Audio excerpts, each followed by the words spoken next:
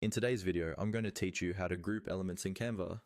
Grouping elements is a simple but powerful trick that makes designing much faster and more organized. It allows you to move, resize, and edit several items all at once, instead of adjusting each one separately.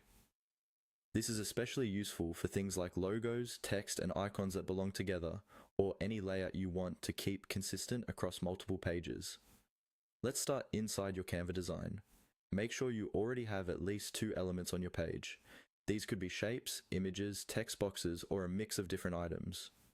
The key idea is that you want them to behave as a single unit. First, you need to highlight both of the elements you want to group. To do this, click on an empty space near your elements, then click and drag your mouse so that a selection box covers all the items you want to include. When you release the mouse, you should see selection outlines around each of those elements, showing that they're all active at the same time. If you prefer, you can also select them one by one.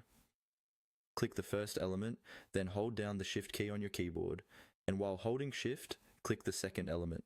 Both should now be highlighted together. If you accidentally select something you don't want, just click it again while holding Shift to deselect it.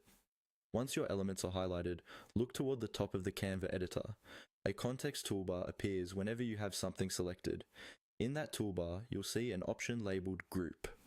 With both elements still highlighted, simply click on the Group button. After you click Group, those separate elements are now combined into one group. You'll notice that when you click on any part of that group, all the elements move together.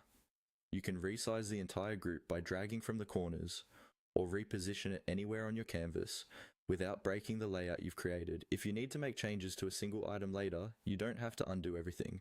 You can double-click inside the group to adjust an individual element, or you can select the group and look for the Ungroup option in the same toolbar to separate them again. And that's it. By highlighting your elements and clicking Group, you keep your Canva designs tidy, consistent, and easy to manage as your project grows.